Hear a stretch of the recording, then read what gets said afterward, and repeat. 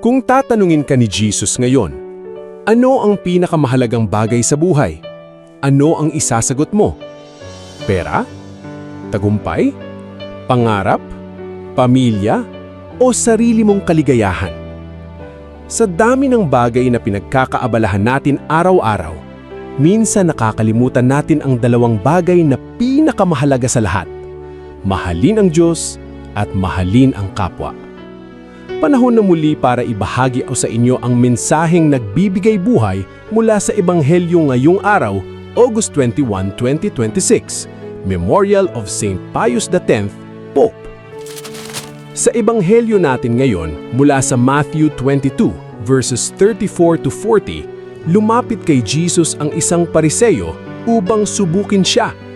Tinanong niya, "Guro, alin po ang pinakamahalagang utos sa kautusan?" Sumagot si Jesus, "Ibigin mo ang Panginoon mong Diyos ng buong puso, buong kaluluwa, at buong pag-iisip.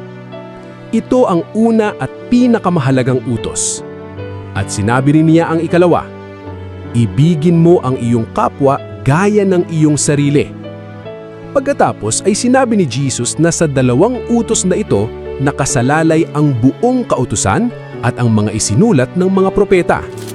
Mga ka-digital disciple, napakagandang mensahe ni Jesus.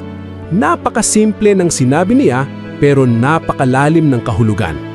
Mahalin ang Diyos, mahalin ang kapwa. Hindi lamang isa, pareho. Dahil hindi natin maaaring sabihin na mahal natin ang Diyos habang sinasadya naman nating saktan, hamakin o ipagwalang bahala ang ating kapwa. At hindi rin sapat na mabuti lamang tayo sa ibang tao kung nakakalimutan naman natin ang Diyos na pinagmumulan ng tunay na pag-ibig. Mga ka-digital disciple, ang tunay na pagmamahal sa Diyos ay nakikita sa paraan ng pakikitungo natin sa kapwa. Kapag marunong tayong magpatawad, kapag tumutulong tayo sa nangangailangan, kapag nagsasalita tayo ng katotohanan ng may pagmamahal. Kapag hindi natin ginagamit ang social media para mang-insulto o manira ng kapwa. Kapag pinipili nating maging mabuti kahit walang nakakakita. Doon nagiging buhay ang ating pananampalataya. Sa paggunita natin kay San Pio X, alalahanin natin ang kanyang malasakit sa simbahan at sa pagpapalalim ng buhay na pananampalataya ng mga mananampalataya. Ang kanyang buhay ay paalala na ang paglilingkod sa Diyos ay dapat magbunga ng tunay na pagmamahal at katapatan. Kaya ngayong araw, tanungin mo ang iyong sarili.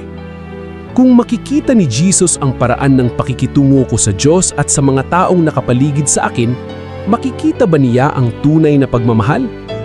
Mayroon bang isang taong kailangan mong patawarin? Mayroon bang nangangailangan ng iyong kabutihan?